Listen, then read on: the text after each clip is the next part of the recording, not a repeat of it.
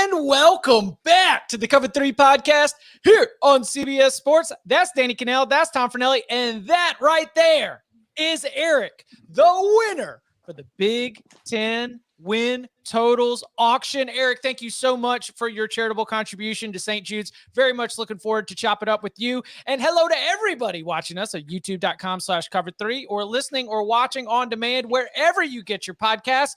Thanks for hanging out. Smash the subscribe, smash the like, come and join us in the chat. And speaking of that, we will be having some surprises, some pop-ups, some little treats for all the subscribers on YouTube. So be sure to keep your eyes peeled for that. Best way to know when you can be a part of that, smash the subscribe and then also turn on those notifications.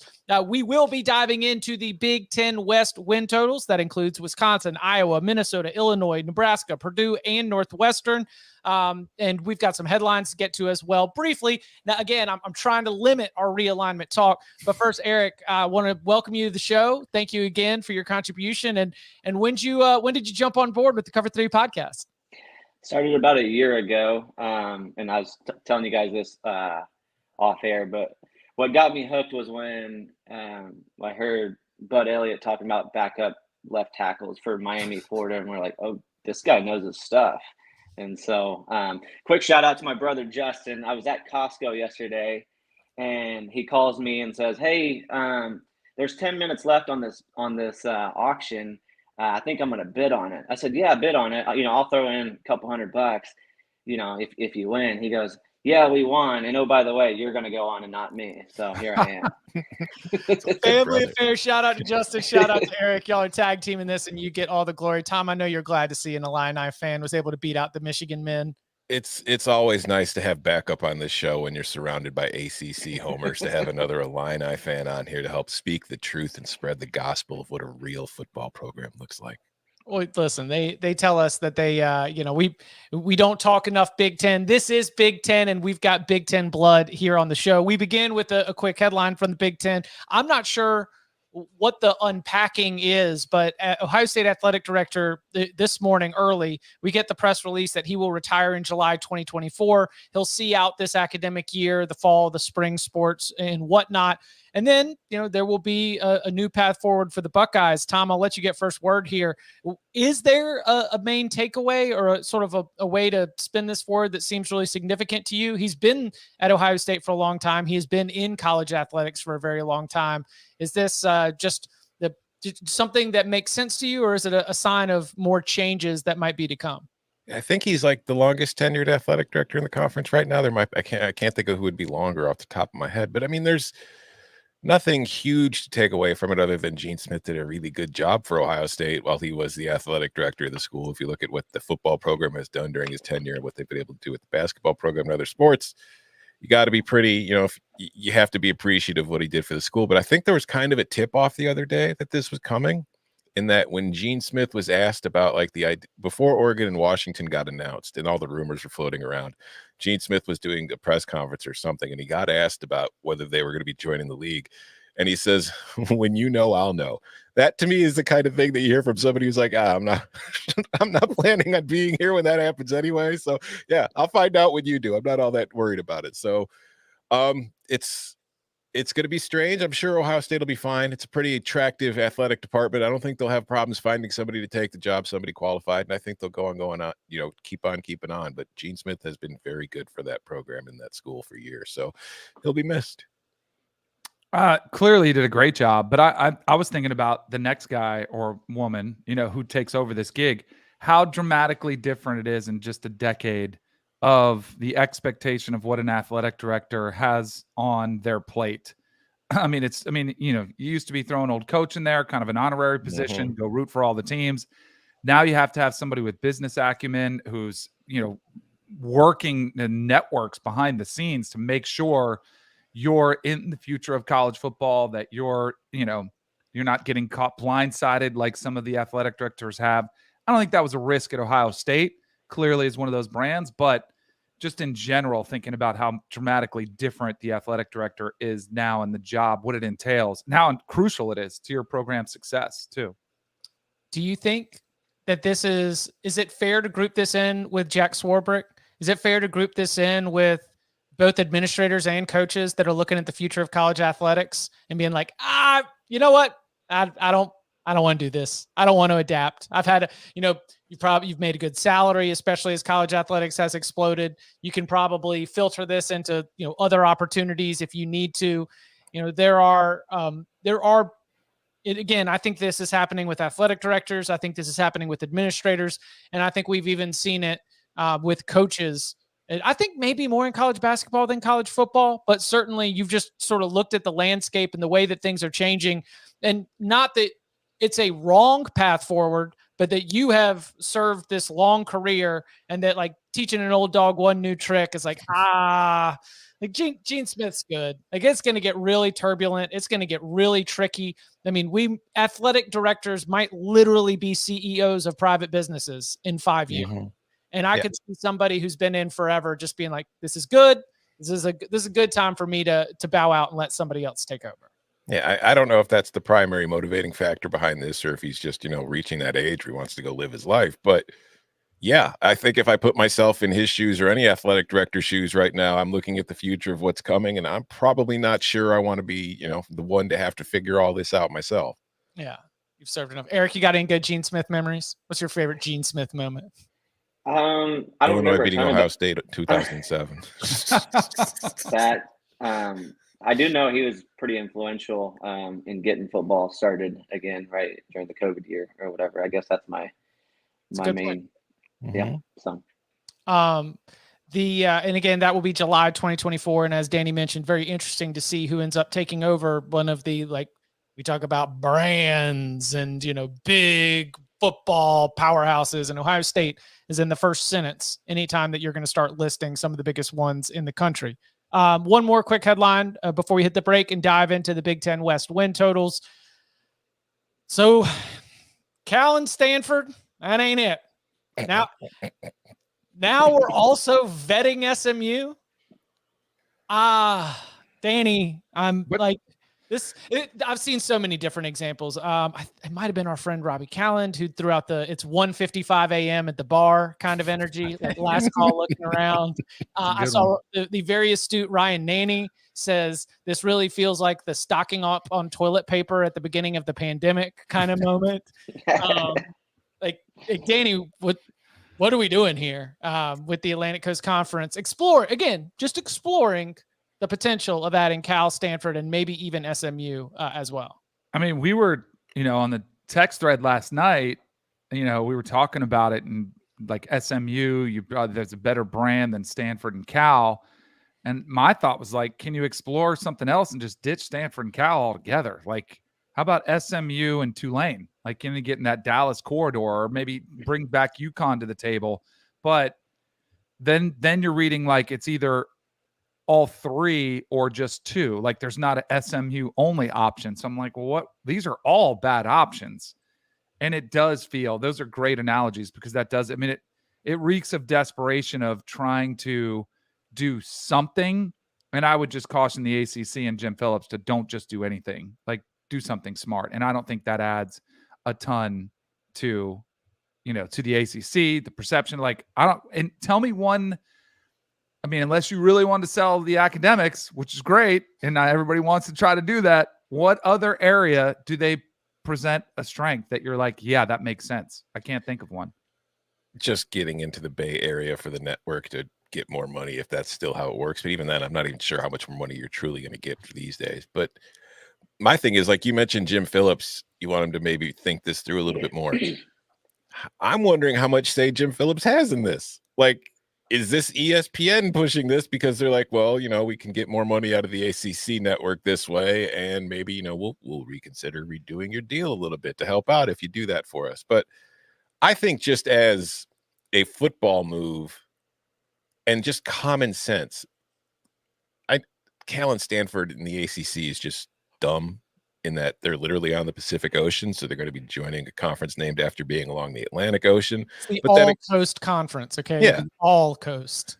But Oregon, Washington, USC, and UCLA are in the Big Ten. So is Maryland. So it's like that kind of thing doesn't really matter anymore.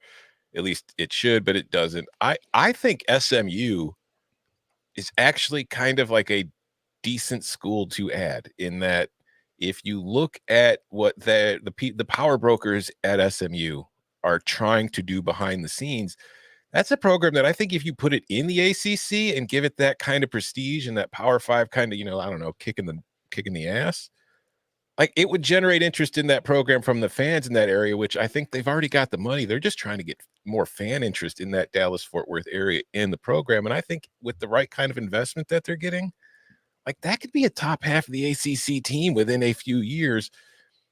And that would be good. They're not going to be like, I don't think they're going to be competing for national titles or anything, but I think you'd be adding another stronger football team to the league, which I think is good in the long run. And I'm with you, Danny. I would rather have Tulane than either Cal or Stanford, because no, you're not getting the Bay Area population wise, but you're getting New Orleans, which I don't think it's top 20, but it's still a pretty large city, a populated area. You're getting into Louisiana for high school. And granted, that is a giant uphill climb to get any kind of traction in that state as recruiting, unless you're LSU or one of the other SEC schools, but it's better to have a foot in the door than none at all.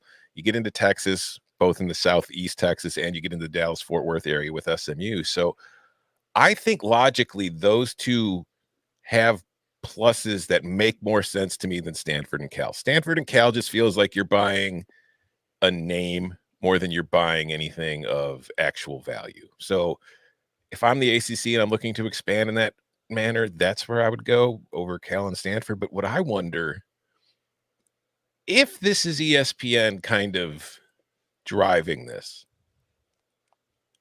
is it an indication of what could be coming from Florida State and Clemson? Yeah, the pre-backfill. Mm-hmm. Yeah, no, that's one of the arguments that I thought, was that there's panic and you're just going to go ahead and get ahead of it and backfill instead of having to react after a team leaves. That you anticipate Florida State and maybe more will be looking for a way out, and they might get it done in the next 6 days. They might not, but that the indications are becoming clear that they're going to try to seek another conference. The selling point, Danny, to your earlier question, to me is just inventory. The fact that we just run less. And again, I love the documentary, so I'm not talking trash on it, but like, we run less of the 8-part ACC tournament documentary and more live sports. That we are going to be able to have the future Olympians that are coming through Stanford's Olympic sports and be able to place them somewhere. We're going to be able to feature all of these other, Olympic sports as live sports opportunities. And that's just going to be a way to increase value in the network. In addition to, Tom, what you mentioned, which is, who knows what it's worth? Like, I've seen someone estimate that, being able to distribute the ACC network on the West Coast in a way that you weren't before might just only end up being a couple $1 million per school. Like, it's not going to greatly change your outcomes, but it would be, more money. The question is whether the university presidents are going to stomach all of the logistical nightmares and travel costs that are going to come with that. So if you were backfilling, why not go for the Pac-4? Why not go for all of them? Is it more travel nightmare because it's a lot easier to fly into LAX or San Francisco? I think it's easier to get into Corvallis or that's the issue. Because I think you would, like, why wouldn't you just go snatch them all up if you were looking for inventory and looking for that? Because they make way better sense. They're better football brands. Yeah. But it is like, we are talking about academics. We are talking about the last great champion. I mean, of everybody that's at the highest levels of college athletics, Jim Phillips is like truly championing like the student athlete experience. I mean, and look, what like a psycho. Well, but like, I believe that he believes it. His kids are Division I athletes. Like, he really is trying to fight for that. And there are university presidents in the ACC that are glad that he is fighting for that, because they want to see that as well. So I don't know, Eric, if you were Jim Phillips, what would you do? I'm not even going to comment on that. I'm just going to put my hand up and say that I did lie a little bit when I said I listen to every single episode. I have occasionally skipped the conference realignment episodes because I'm just so done with it. Good for you. I want to skip those too. Listen, I told somebody the trickle down realignment moves are kind of like when the olds got on Facebook.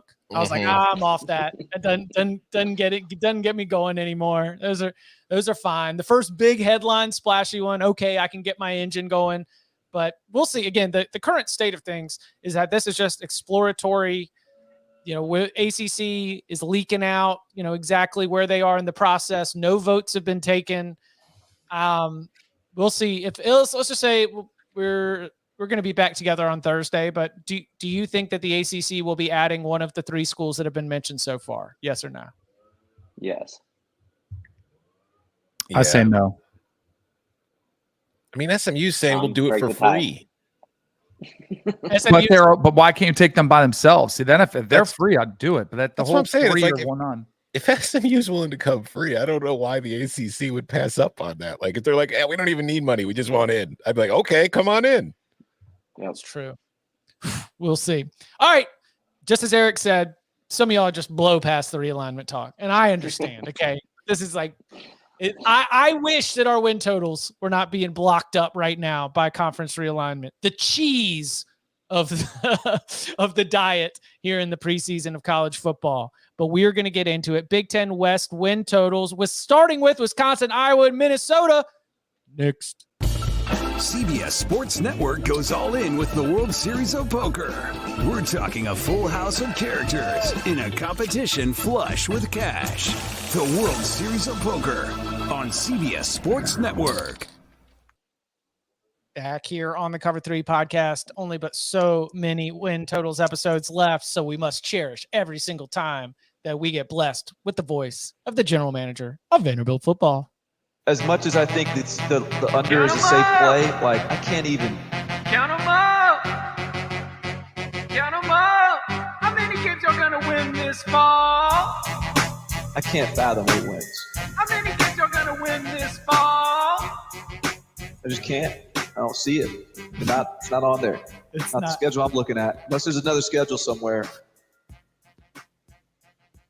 Was there ever another schedule somewhere? That's what I wonder.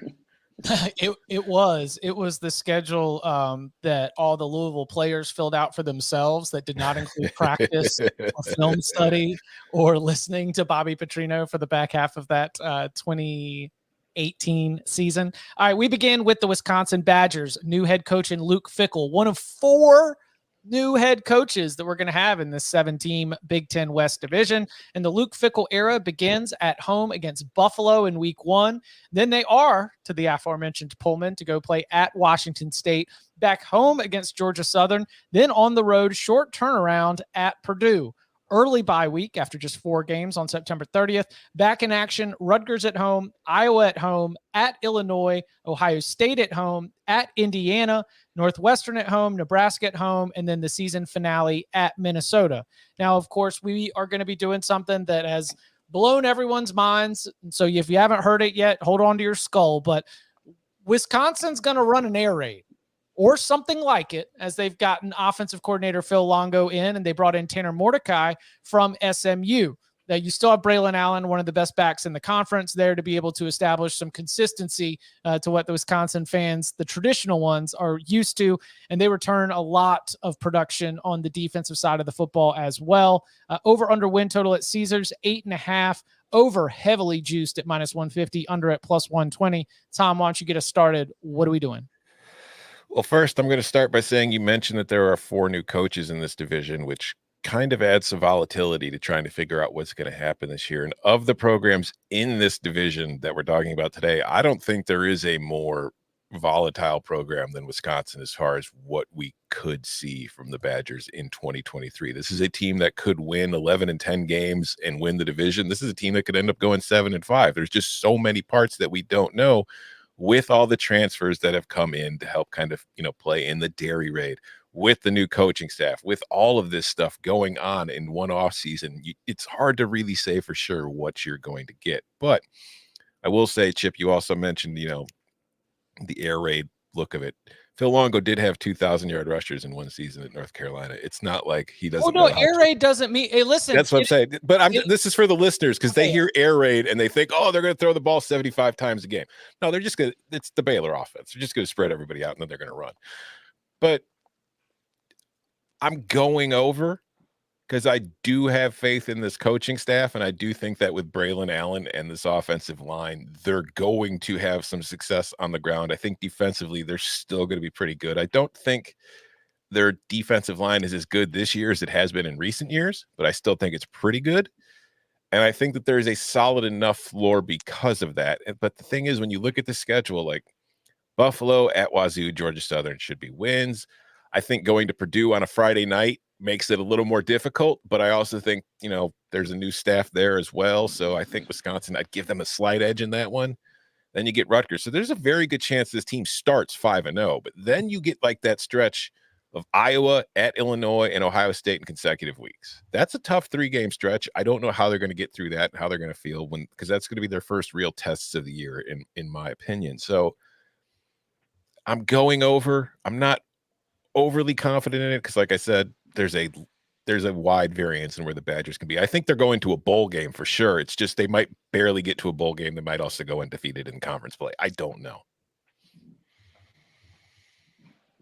Almost the same analysis. I mean, they're the 4 games that I had as toss-ups all on the road, as you mentioned. And they're all games like I could talk myself into one way or another, right? Like Washington State beat them last year at home. Cam Ward's back. Like that's a tricky spot to go to. Purdue, I was leaning more towards a little bit more confident a win for Wisconsin, but, and that kind of we'll get to that down the road. Illinois, another one. Like, how do we feel about that game? Another one, that one to me was more of a toss-up. And then Minnesota, last game of the year.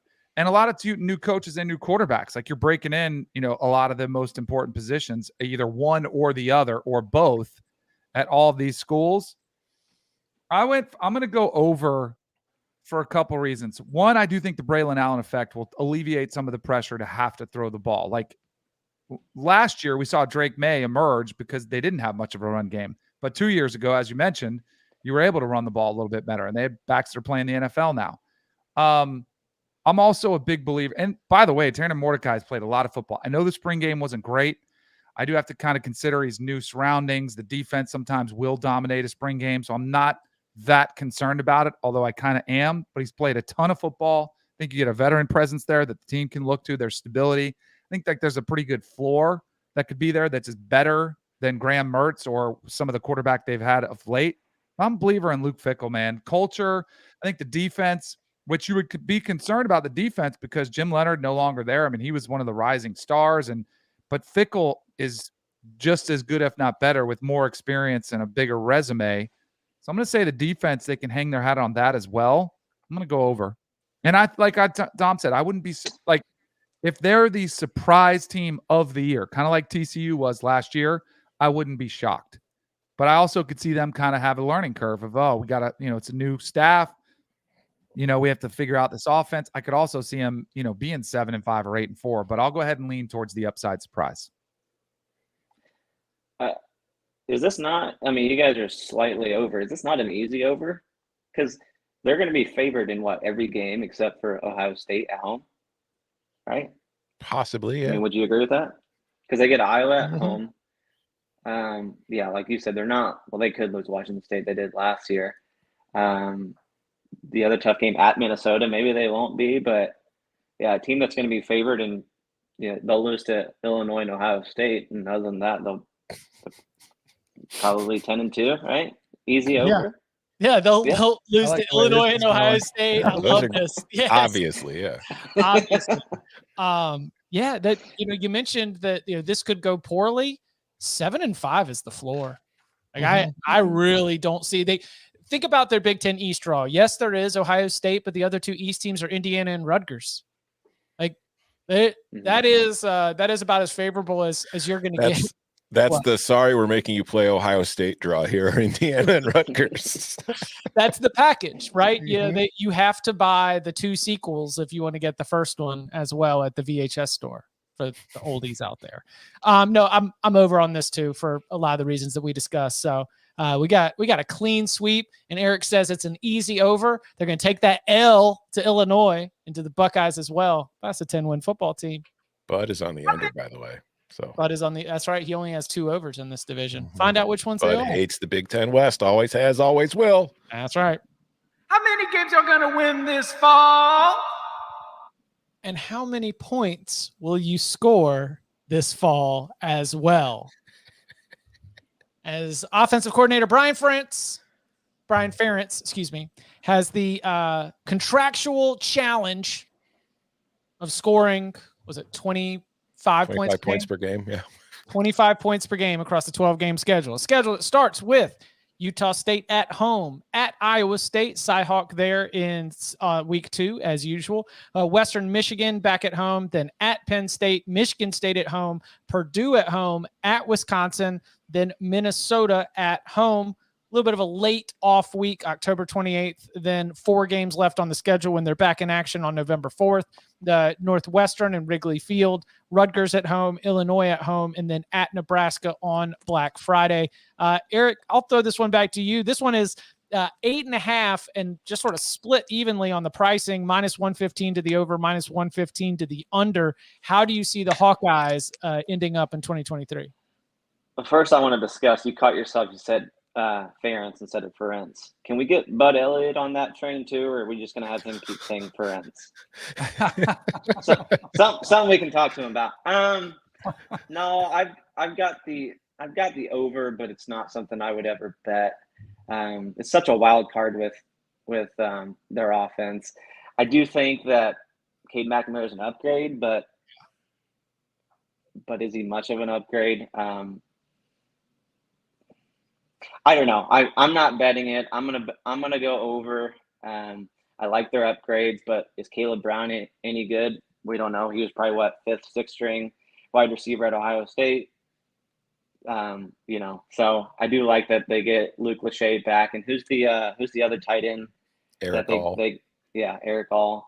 So I'm sure they'll, have 150, 60 receiving yards when they play Illinois, and then their receivers will have 0. So that's one thing I would bet the over on. So I'll go over.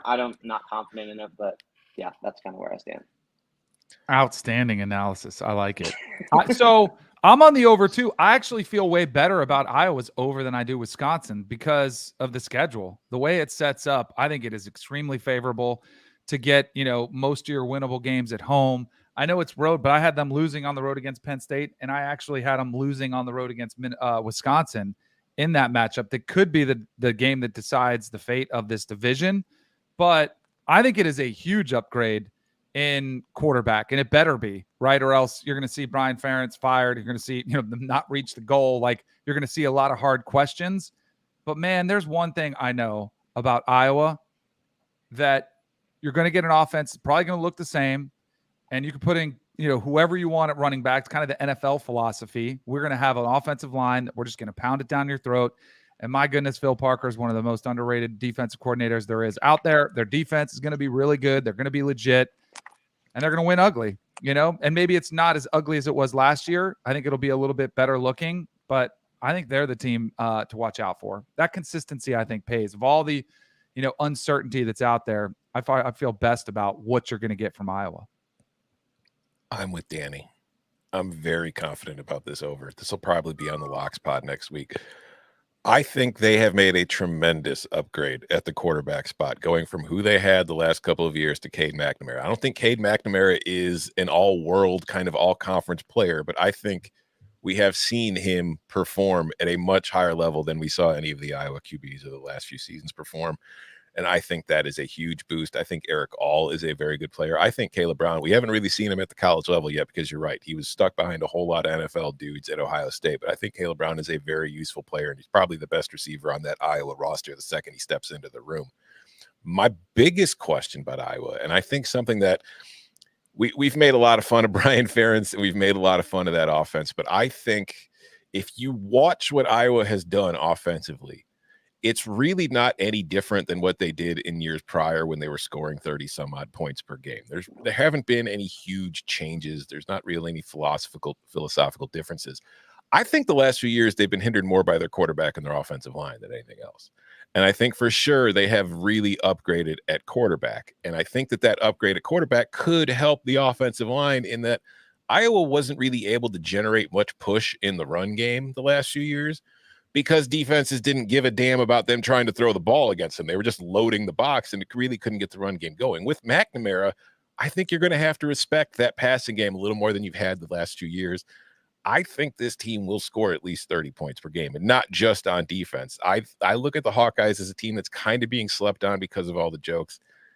They would be my pick to win the West right now. I think that I know they're going to be great on defense. They're great on defense every year. I know they're going to be good on special teams. And if that offense is just above average, they're going to win a whole hell of a lot of games. I'm way on the over here. Under. Wow, Hawkeye hater. Yeah, let me work in reverse for you. At Penn State, there's one loss. I do think at Wisconsin is going to be another loss. And then are you only going to slip up one more time? And look, Danny, you're right. The home road splits are very favorable in terms of where some of these games are going to be, and playing in Iowa City. That's unique environment there. Like they get up. Yeah. We've got wave. Like, listen, there is a lot of passion and energy, but I just don't think that the separation that Iowa has right now from an Illinois, from Minnesota, the chances that you go and you slip up against Nebraska when Matt Rule has had all season to be able to, settle things down at the very end of the year. I just think that they pick up 2 more losses outside of Penn State and Wisconsin.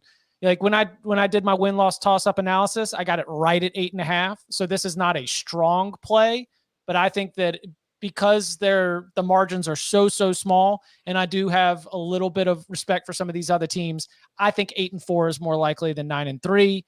I will be picking Wisconsin to win the Big Ten West, and I'm going under on the Hawkeyes. One of Bud's 2 overs is Iowa, so Chip is the lone standout in hating the Hawkeyes this year. So Iowa fans, that's the guy you go after. He's also the points tracker as well. Yeah. No, that actually is I was looking for that. Somebody, here we go. Andy in the live chat says this pod needs to discuss Iowa's weekly over under punt total. Oh, I forgot. I thought he was talking about the tracker. So Tom has actually been assigned through like 5 different writing assignments to keep track of how many points Iowa has scored, and then figure out how many more they need to score each week to be able to hit 300. So Tom Fornelli will be our expert, and be sure to follow all of his work at cbssports.com. Tell him, Kyle. Hey, listen, hating on Iowa's offense is not a jailable offense. Okay, those are citation-worthy crimes. That's it. Count them out.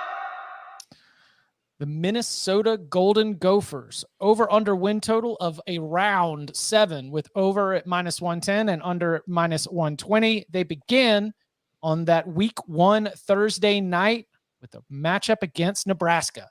Boy, those are 2 coaches with a lot of cliches. Who can bring more cliches to the field between PJ Fleck and Matt Rule? Okay, Eastern Michigan at home in week 2, and then back-to-back road trips. First at North Carolina on September 16th, then at Northwestern on the 23rd. Louisiana at home, Michigan at home, off on October 14th. Back in action for the back half of the schedule at Iowa, Michigan State at home, Illinois at home, at Purdue, at Ohio State, and then Wisconsin in the finale. Danny, what are we doing with Minnesota and 7?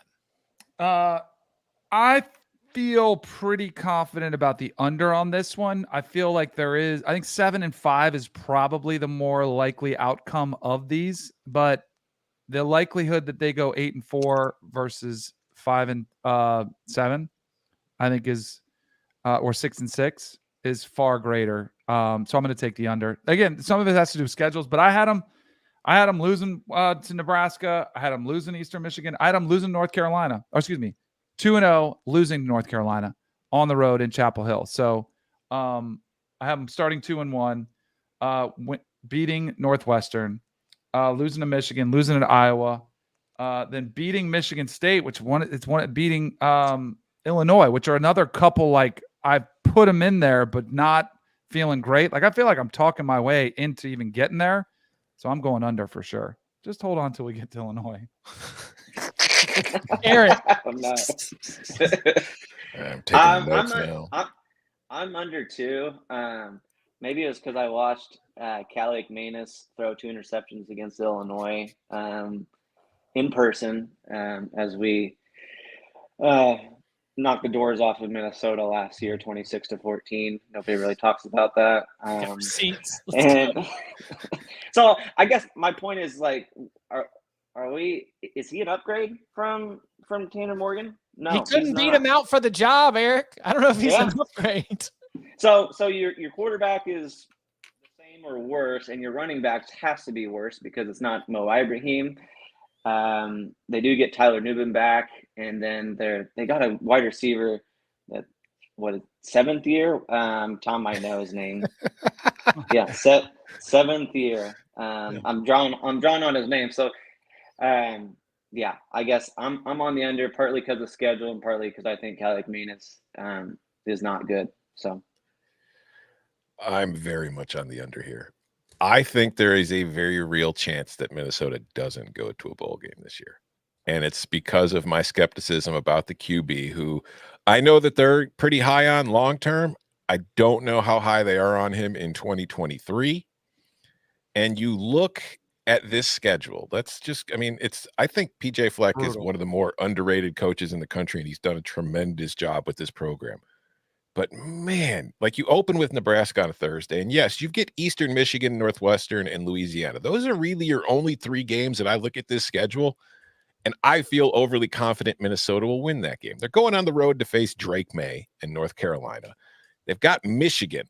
They also get Ohio State. And then like we talked about how Wisconsin got Ohio State, then got the worst sorry with Indiana and Rutgers. Minnesota doesn't get that. Their third East team is Michigan State, who we talked about on Monday's show. I think is going to be better than most people realize. So there is no break in this schedule. It's every single week. They're going to be in kind of like a knockdown, drag out fight. And when I have that kind of skepticism about their QB and their offense, like, I think their defense is pretty good. I think Rossi's done a very good job with that. And I think they're going to continue to be strong on that side of the ball. But man, it is hard for me to find enough wins on here that I feel confident about to go over. I'm taking the under. I think this is a 6-6 team. I think if everything goes right, they're 7-5. And I think if they suffer a few too many injuries, they're going to be 5-7, 4-8. So under. I have built in my mind the idea of a Minnesota football team that can bully you at the line of scrimmage and run the ball down your throat. But we are replacing those very good running backs. We are replacing some interior offensive linemen. Yeah. I'm going to be asking new faces to be able to come and maintain that standard. And that's a little bit of an unknown for me, especially with the questions of the quarterback. We are all rowing in the same way. It is towards the under. That is where I'm going as well. And Bud is on the under, so that's a clean sweep. All 5 of us. Sorry, Gophers. It's no longer just fraudulent Fernelli anymore. It's the whole damn show. Coming up on the other side, the moment that Eric has been waiting for. Time to break down Illinois' win total, plus Nebraska, Purdue, and Northwestern. Next. We don't get a try run. We only get one life. So enjoy the ride. Just live your life one day at a time. And enjoy the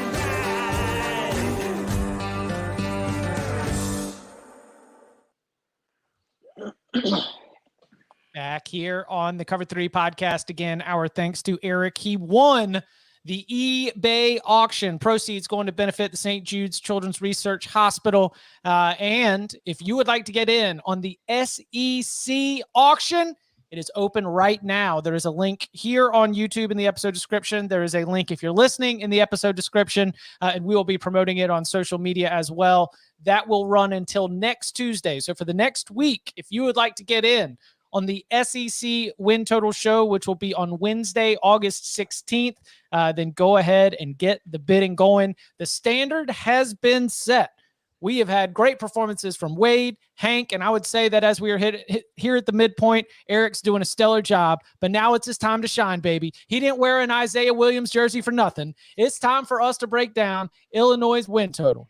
Illinois' win total is at 6.5, with the over at -120, with the under at -110. The season starts against Toledo at home, then at Kansas, then Penn State at home, then a visit from Tom Herman and FAU, at Purdue, Nebraska on a short turnaround Friday night, at Maryland, and then Wisconsin. So 8 straight games. Then they finally get their off week on the 28th. Return to action November 4th at Minnesota, Indiana at home, at Iowa, and then Northwestern. Eric, talk me through it. What do we like? What concerns us? How are we feeling about the Fighting Illini in 2023? All right, hear me out. I know interest rates are high right now, but it may be worth taking out a second mortgage and betting this over, okay? And here's why. The best defensive front in the Big Ten is Illinois. Illinois. Not according to Phil Steele, it's not. Yeah, he can go with what did he go? Ohio State or something like that. He had like a 4-way tie for first, and then Illinois in 5th. Come on, Phil. Oh, Not so accurate anymore, are you? So I know Tom's gonna say that he's worried about the secondary. I'm actually not, because if you watch that Mississippi State bowl game, they didn't have Spoon, they didn't have Taz Nicholson, and they didn't have Sidney Brown, I believe, and so they did really well. Gave up 13 points, but one against Will Rogers, 1 touchdown, 2 interceptions. They held their own, partly because that defensive front is so good, and they kind of make up for maybe some inexperience. And so I'm not even worried about the defensive line or the secondary. And so I'm definitely on the over on this, and I like the schedule. The schedule's favorable. And yeah, I guess that's kind of where I'm at with it. So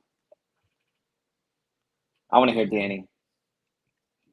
I am actually with you. Not as confident. I'm not taking out another mortgage. All right. We already took off a HELOC to get some work done around there. I'm not taking out any more money. All right. But I will say, I had them close to the number, and there were a lot of toss-up games. The Minnesota game was one of them, and I actually had that as a loss, but not like a confident one, but because it was on the road, some of that. But I do think, like, the Kansas game is early. I think they'll be able to push around Kansas a little bit, and I think they should. I think they should win that game on the road. As has been pointed out in our text chat on the Cover 3 text chat several times throughout the year, every time they landed a transfer or a recruit, we are reminded of it by our buddy Tom Fornelli, who lets us know. So even though, yes, they've lost a lot of talent and some of it to the NFL, I feel pretty good about the replacements they have coming in, especially in the secondary. And then I also a believer in Brett Bielema as the program builder. Like, I think they will improve. I don't think you'll see much of a setback for the Illini. And I think Luke Altmaier is, no disrespect to Tommy DeVito or his mom or anybody else, but Luke Altmaier, I think, could be an upgrade there at quarterback as well. So I'm going to go over 2. Not slam dunk, but I think I'm going to take the over. You'll be shocked to learn that I'm also on the over. I think you guys hit a lot of the key points. I do have some concerns about that secondary in that Kansas game, specifically because Kansas's entire offensive philosophy is designed to confuse defenses, and kids, like, without the experience, could easily be confused. So that does concern me. But overall, I mean, I know Ryan Walters has gone to Purdue. It's a big loss. He did a fantastic job as a defensive coordinator the last couple of years, but I have full confidence in Aaron Henry and Brett Bielema and that entire staff. It's the Illinois defense. It's not just Ryan Walters' defense. So I still think they're going to be good, especially because when you have the talent that they have on their defensive line and the depth, they're going to be fine. The offensive line, I think, is still strong. There's some new faces on it, but I know that they're pretty optimistic about what they have there. Replacing Chase Brown, I think from a statistical standpoint, is tough, and I think Chase Brown was a very good player. But when it comes to Brett Bielema's history as a head coach, he's shown that his teams typically end up replacing the running backs and moving on pretty well. I'm with Danny. I think Altmaier is an upgrade on DeVito, specifically when it comes to vertical passing, which is something that this offense did not really have much of a threat of last year. I think at the receiver spot and at the quarterback spot, they are more capable of pushing the ball down the field. The concerns I have is the schedule. Like, if you go through it, there aren't any games that you don't think Illinois can't win, but there aren't any gimmies either. Like Toledo to open the year, Toledo might win the MAC. It's a very good MAC team and has been for years. That's not going to be a cakewalk. At Kansas, we've gone over. Penn State, at home to open, Big Ten play. That's tough. Then you get an FAU team that, it's in Champaign, and I think Illinois is going to win that game. But Tom Herman's first year there, that an athletic team, that could be more difficult than many people think. Then you get into conference, you get Purdue on the road, Maryland on the road, Minnesota on the road, and Iowa on the road. That makes those games tougher. At home, you get Indiana, Wisconsin, Nebraska. I think they can win those 3 games. So I think there's a very good chance Illinois wins fewer games this year than it did last year, but is a better team. So I'm going over. I think that they're going to I think 7-5 is very much in play. I think 8-4 is in play, more likely than 6-6. So there we go. Illinois. Go ahead, Eric. I was going to say, so I may or may not have Tom Fernelli's over-unders pulled up on my monitors here. You've got them losing to Purdue. What are we doing? Ryan Walters' revenge game. It's in West Lafayette. Just strict simulations. When I do I'm a full-blown homer on this show. Won't deny it. When it comes to the writing stuff and doing that kind of thing, I'm objective as possible. So, and also, in that exercise, Eric, I might have mentioned this before, but when they ask us to pick every single game in the whole conference, and you have to make, that's not truly the way that I would recommend anybody approaching win totals, because it is a little bit more of a toss-up, which is like the center of Illinois' thing. Illinois is firmly in the middle tier of the full 14-team Big Ten. The problem is they're in that middle tier with like 6 other teams. And so I'm on the over, but I need this team to be road warriors to be able to get it done. If they're going to be able to get there, I need them to be able to go win games at Kansas, at Purdue, at Maryland, at Minnesota, at Iowa. Not all of them, but they need to win more than half of those, because I've got this schedule with 7 coin flippy kind of games. And that's where trust in the coaching staff. That's where trust in being great at the line of scrimmage, like really like fundamental, bare bones, good football team type stuff, including, being able to replace the running back, being able to have the upgraded quarterback. That all factors into my going over. But again, that's my my big note here is road warriors. They got to be able to go get it done away from Champaign. I think that they will. That defensive line will travel. Bud is also on the over. Clean sweep Illinois podcast right here. We got to hang out more often. Count them out. The Matt Rule era at Nebraska is off and running. And he gets it started over on the win total for the Cornhuskers at 6.5. The under juiced a little bit at -140. If you're feeling confident in the Huskers, +110, a little positive payout. You get started on that Thursday night, week 1 at Minnesota, then at Colorado in week 2, Northern Illinois for your home opener on September 16th, then Louisiana Tech at home, Michigan at home, at Illinois on a short turnaround Friday night, and then off on October 14th. Back in action for the final 6 games of the season with Northwestern at home, then Purdue at home, then at Michigan State, then Maryland at home, then at Wisconsin, then Iowa at home on Black Friday. Tom, we've got Jeff Sims coming in at the quarterback position and taking over. And there's really no question about the quarterback battle. I feel like they've very much signaled that he is going to be the guy through and through. A couple other transfer portal additions to fill gaps for a team that was built out of the transfer portal in Scott Frost last season. What do we think? What are we doing with the Cornhuskers in 6.5? The absolute slightest over. Like, I am not overly confident in this one. What it comes down to in the end, more than anything, is, and Nebraska fans, I don't, you might want to, PTSD, kind of curl up into a ball and get ready here. There were so many times in the Scott Frost era in which Nebraska, could have won the game and gave it away with dumb, stupid mistakes and just kind of, bad coaching, to be blunt about it. I think this is a better coaching staff. Like, I know Bud has some concerns over the offensive coordinator hire, and I get that. But I just think as far as a game day situation, decision-making in close games in which Nebraska has a chance to win, I think this team is less likely to make mistakes than they have been in the last few years. And when I look at the schedule, Like the home slate, the only game that they're playing at home where I don't think they have an actual chance of winning is Michigan. I think they can beat Northern Illinois, Louisiana Tech, Northwestern, Purdue, Maryland, and I think they could beat Iowa on Black Friday to end the season.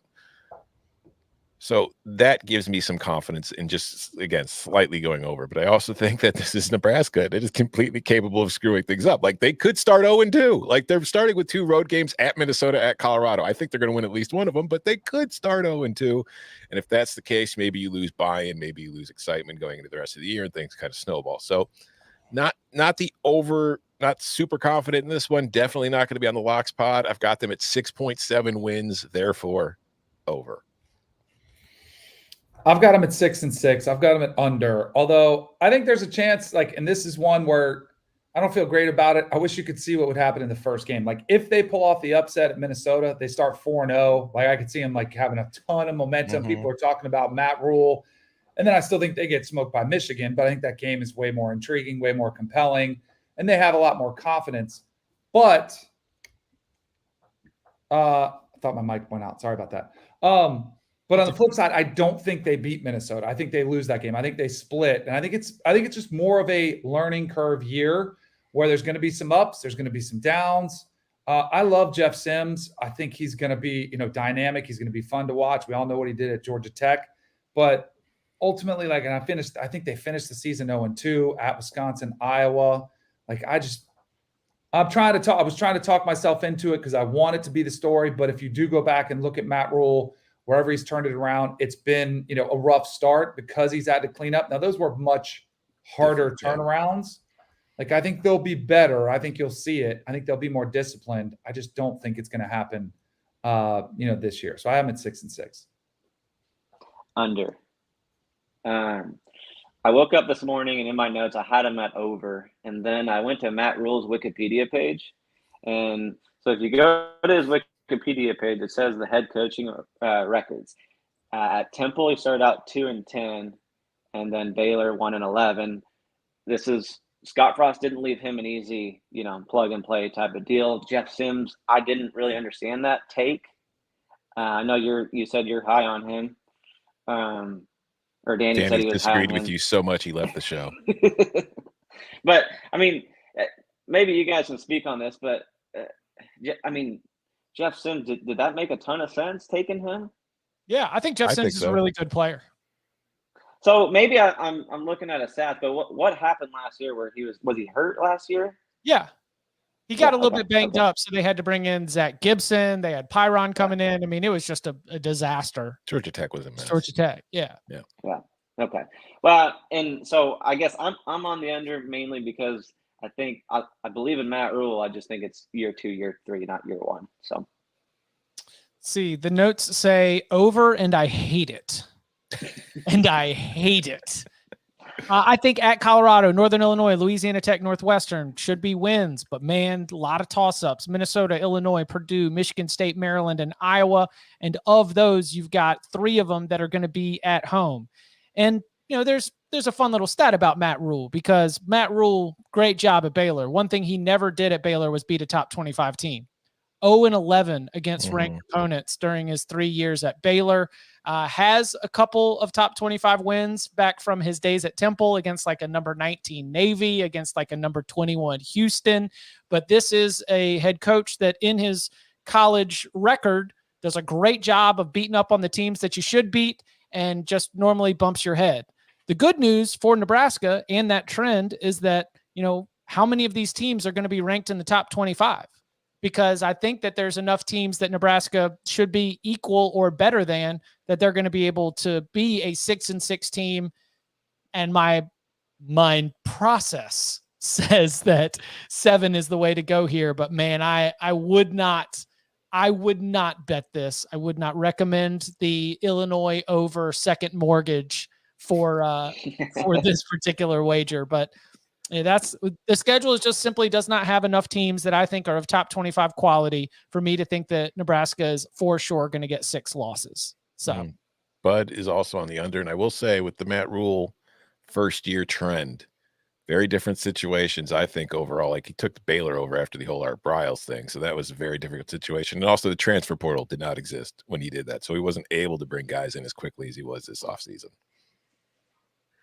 kids are going to win this fall. Ryan Walters taking over for Jeff Brom at Purdue as the Boilermakers come off a Big Ten West title and Big Ten title game appearance. Caesar Sportsbook has it at 5 wins with the over at plus 100 and the under at minus 130.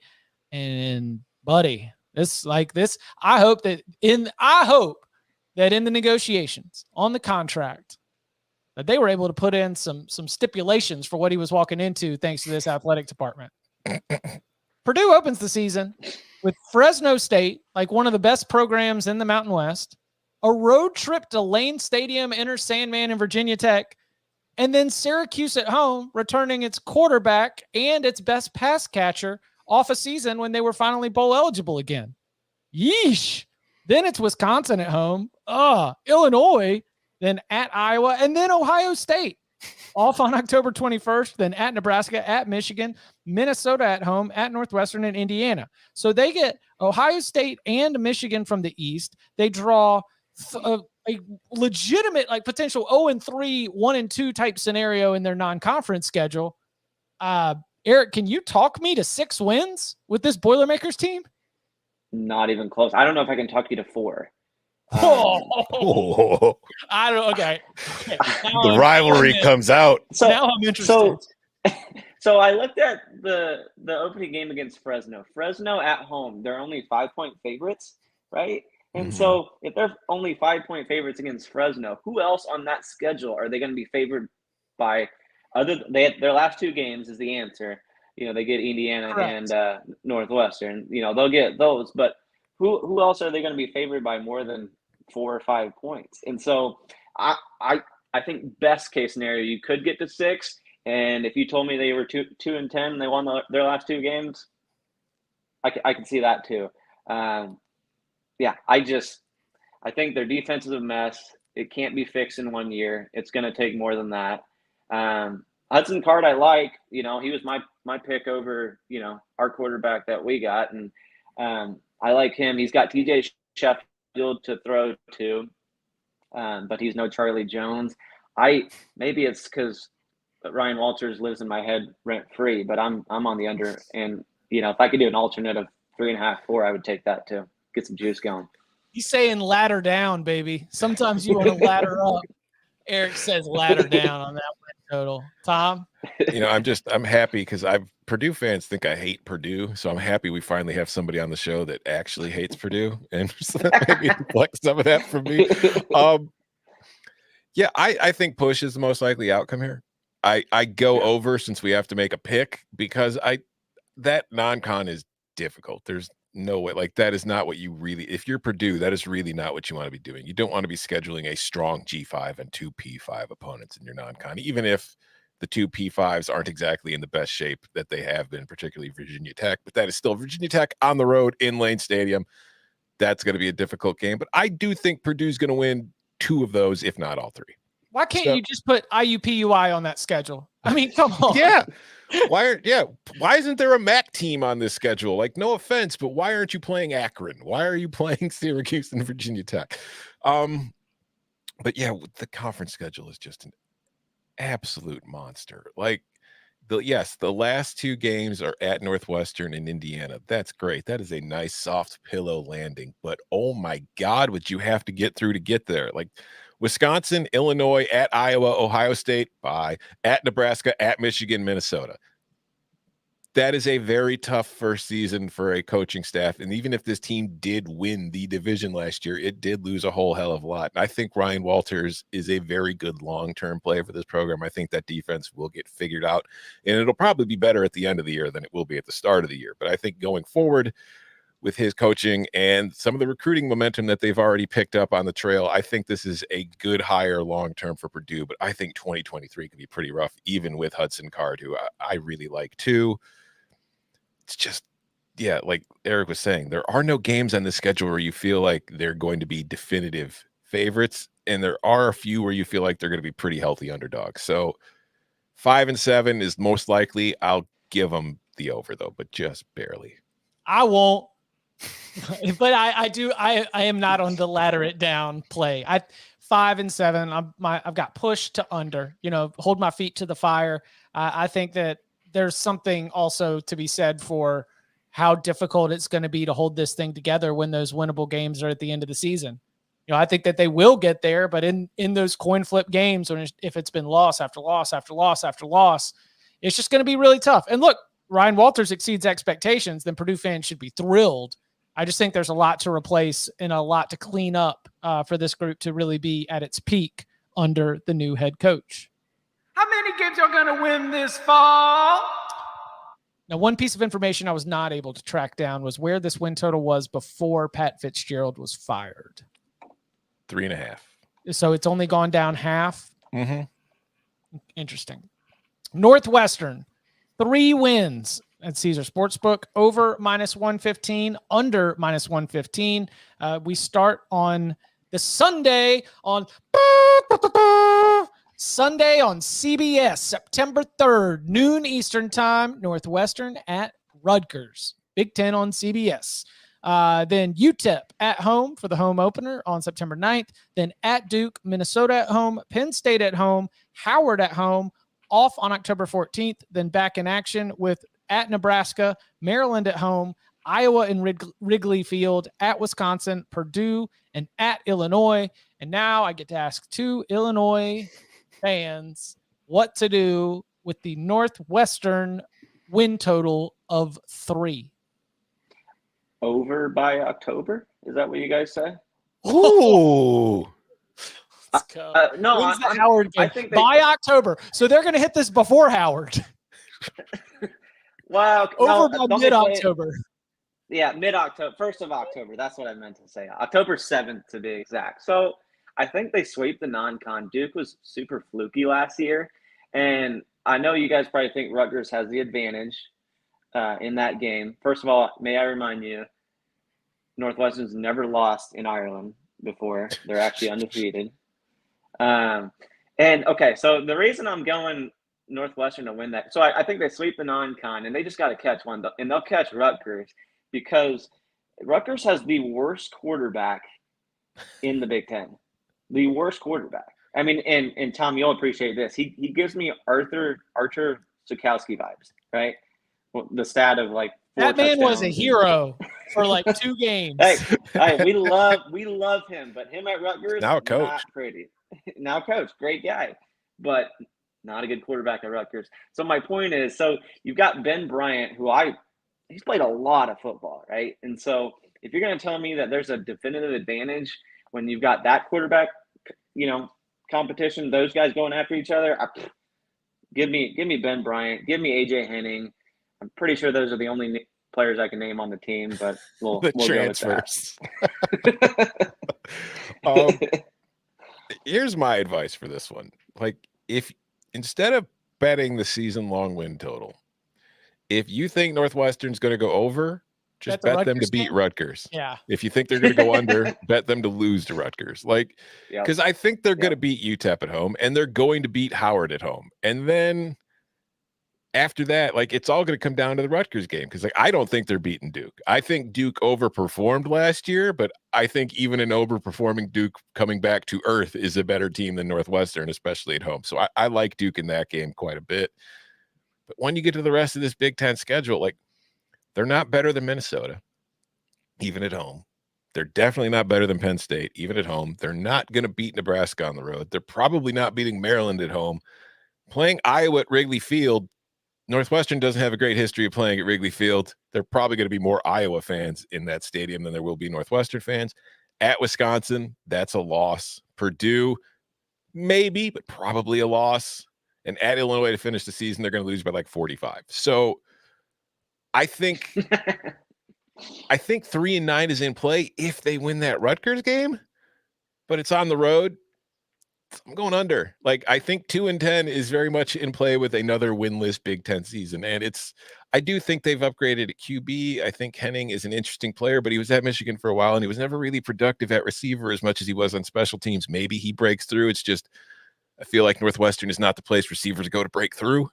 So I think there's a whole lot more going into this than just the football team, for obviously. So I just don't know. Maybe they rally around everything that's happened this offseason and we see like a movie kind of this locker room came together and had this surprise season and shocked everybody.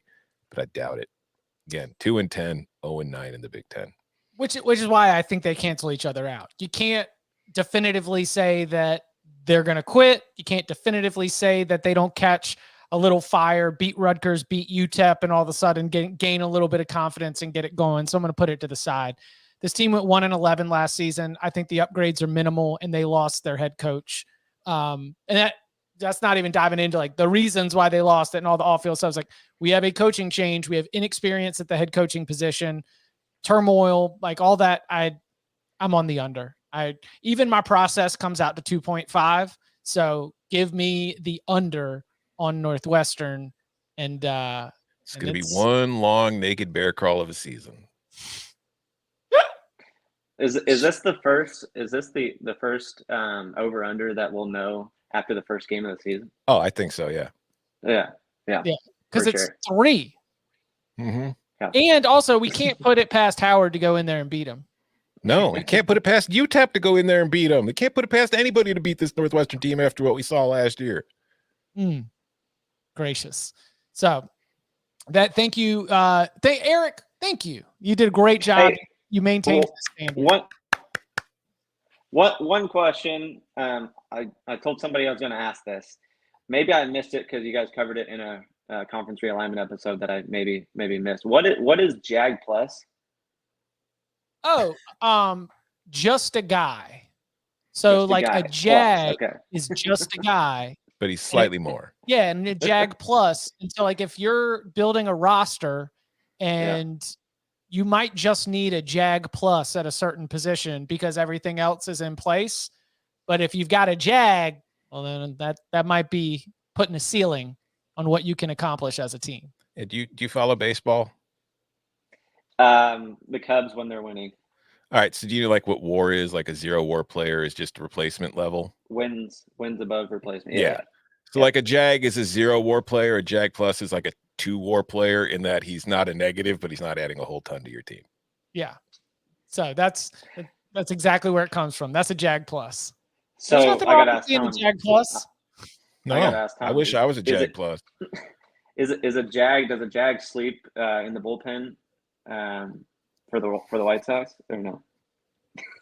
The White Sox wish they had more Jags on the team. Unfortunately, they have mostly Jag minuses on their team, and they have Jag minuses in the front office, and they have a Jag triple minus owning the team. So yeah.